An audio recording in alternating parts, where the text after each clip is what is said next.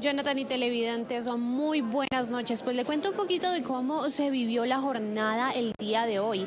Este decretazo fue confirmado por el presidente Gustavo Petro por medio de su cuenta de X. Y esto pues generó mucho revuelo también aquí en el Congreso de la República. Por esto el ministro del Interior, Armando Benedetti, explicó este tema de la derogación. Él lo que indica es que se puede derogar, es decir, anular este decreto solo en caso de que se apruebe una reforma laboral con los principios que ha defendido el gobierno nacional, como por ejemplo los contratos del SENA. Sin embargo, pues esto justamente ha generado varias reacciones. Y también, bueno, en este momento tenemos aquí al presidente del Senado, Efraín Cepeda, porque hace unos minutos se suspendió la... Sobre el decreto que radicó el presidente Gustavo Petro. ¿Cómo ve usted este decreto, presidente, en medio de un debate? El presidente de la República, Gustavo Petro, ha socavado la institucionalidad del Estado, pasó por encima de la Constitución y la ley y por encima de dos poderes públicos, el Poder Legislativo, que negó esa consulta, y el Poder Judicial, que era el que debía conocer cualquier inquietud que el Ejecutivo tuviera. De manera que se ha perdido el respeto, como lo hemos venido diciendo, a la Constitución y las leyes de Colombia y a la división de poderes. Acudiremos ante las Cortes para demandar semejante atropello a la democracia de nuestro país. Presidente, ¿también le cabe una denuncia penal a los ministros que firmaron? Nosotros en el Senado estamos para tumbar ese decretazo que no tiene ningún sustento legal.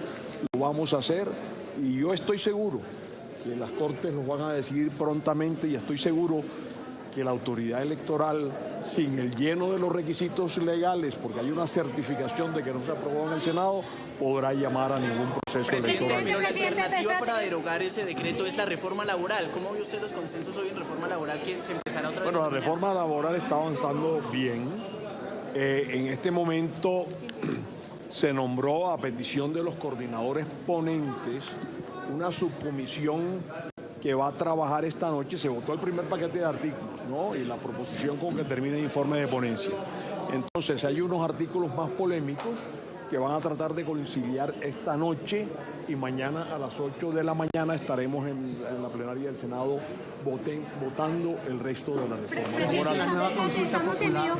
Noticias, ¿usted por qué dice que es un golpe para la democracia? No, pero por supuesto, porque está violando la Constitución y las leyes, la división de poderes. Si nosotros certificamos como Senado de la República que esa consulta se había hundido, pues pasa por encima de la certificación del señor secretario de Senado, que es la autoridad, que es el notario.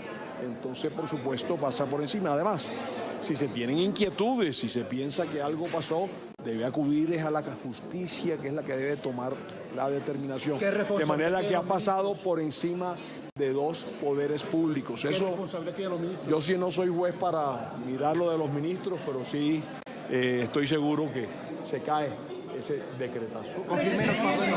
Bueno, golpe de democracia, eso fue lo que aseguró en este momento el presidente del Senado, Efraín Cepeda. Sin embargo, a eso pues el ministro de Justicia aseguró esta tarde que uno de los argumentos principales, como lo han indicado desde el comienzo el gobierno nacional, es que no hubo la lectura de la proposición a la hora de votar esta consulta popular el pasado 14 de mayo. Los detalles de esta jornada a continuación.